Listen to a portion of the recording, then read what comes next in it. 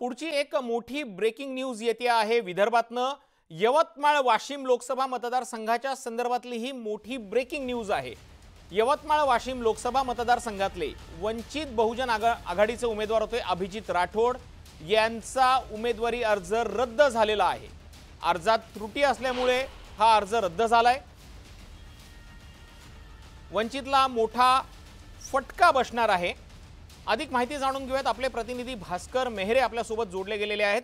भास्कर, हा अर्ज रद्द झालाय, कोणतं नेमकं तांत्रिक कारण दिलं गेलेलं आहे? काय नेमकी त्रुटी राहिली होती म्हणून हा अर्ज रद्द झालाय?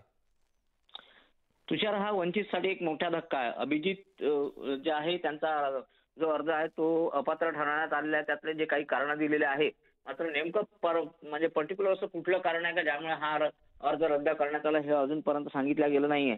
मात्र जो अर्ज रद्द करण्यात आलेला त्यामुळे संपूर्ण राजकीय क्षेत्रामध्ये खळबळ उडालेली आहे।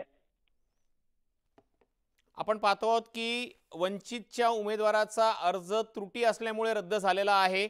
भास्कर, जी माहिती मिळते आहे त्यानुसार वंचितनं ऐनवेळी उमेदवार सुद्धा बदललेला होता। मात्र आता नेमकं काय कारण झालेलं आहे की ज्यामुळे अभिजित राठोडांचा उमेदवारी अर्ज रद्द करण्यात आलेला आहे?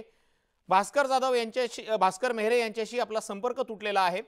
पण आपण पाहतो आहोत की वंचितला यवतमाळ वाशिम मध्ये मोठा धक्का बसलेला आहे।